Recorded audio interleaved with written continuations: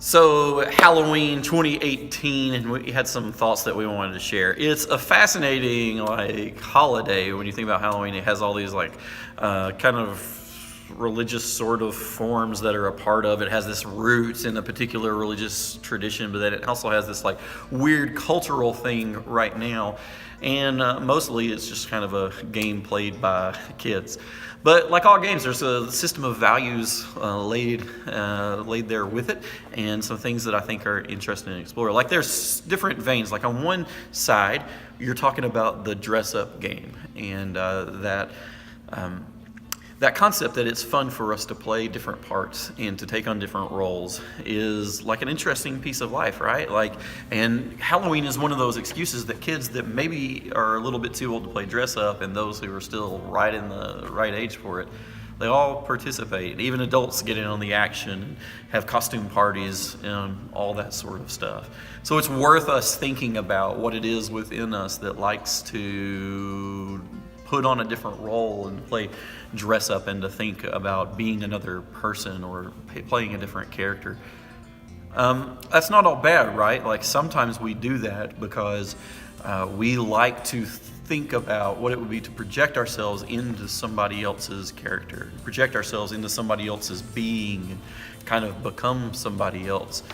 And we try those things on, and we think about it and think about what it would be like for us to be so-and-so. Even in the way that we do, with the way we engage with Scripture, and we think about what's happening in the Bible and its stories and its narratives. I mean, part of what we're doing is we're kind of jumping into narratives and thinking about what would it really be like to be a Jonah, or to be a Peter, or to be a Moses or David, or maybe to be one of the people on the other sides of some of those stories. And playing pretend is part of the way that we learn, we explore, and we come up with parts of our identity that maybe we want to develop a little bit, or maybe we're just playing around. So all that is one piece that I think it's worth us to explore, as not just as whether we're pretending or not, but it's not just that all pretending is bad or something like that. What I'm trying to say is we are all on a journey to find out who we really are, and this particular game seems to have some roots in that to me. The second thing I want to say about reflecting on Halloween and some of the things that happened in our culture during the time, and I don't really know how to say this besides saying it bluntly, is that to me it also taps in with our preoccupation with death, and it taps into this morbid curiosity that we have with the taboo subjects of death, and sometimes violence too. And sometimes when we do like trick-or-treating, or we have like our trunk-or-treat event here or something like that, you'll see some people that are dressed up as you'll have Scooby-Doo, and then the next thing is you'll have this horrific murdered zombie character, okay?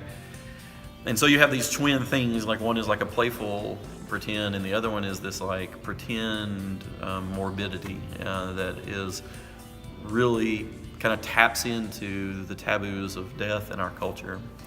And Halloween is one of the only times in the year when a lot of people really have death on their minds, in more than just a surface way. I mean, it's a fascinating part of the holiday or the event.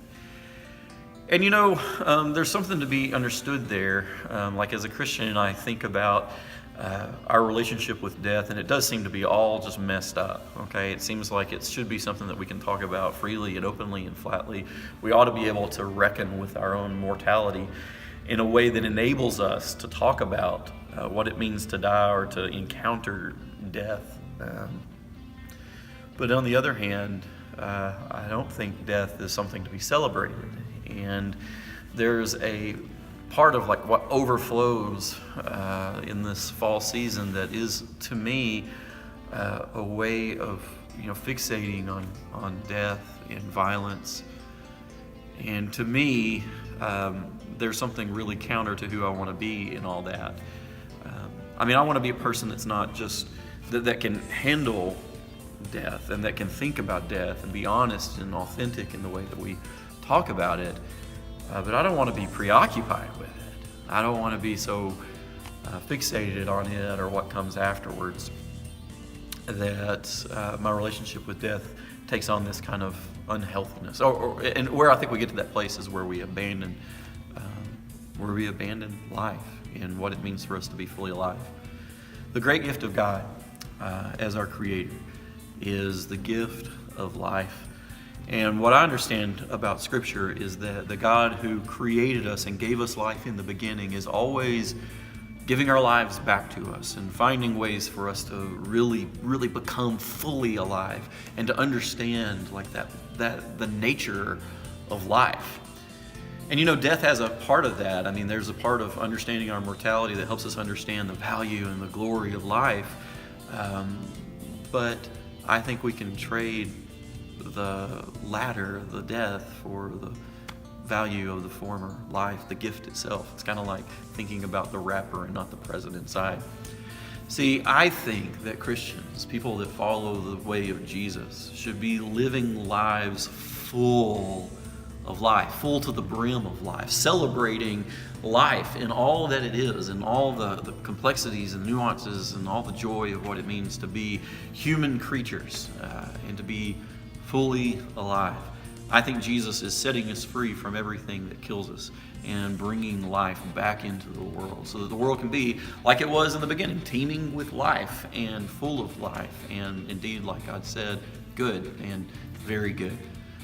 So I think the meditation that I would want to offer on this October 31st is that I would hope that we can be people who can live lives of authenticity without mask, without the need to pretend, even though we may play games every once in a while. We may explore different parts of our personality and our being, different pieces of our character as we explore other characters that we play sometimes.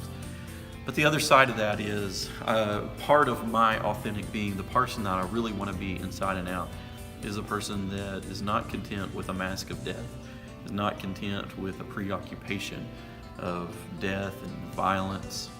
I want to lay those things down at Jesus' feet and take up the life that He gives us. Jesus' people are to be a people of life. Amen.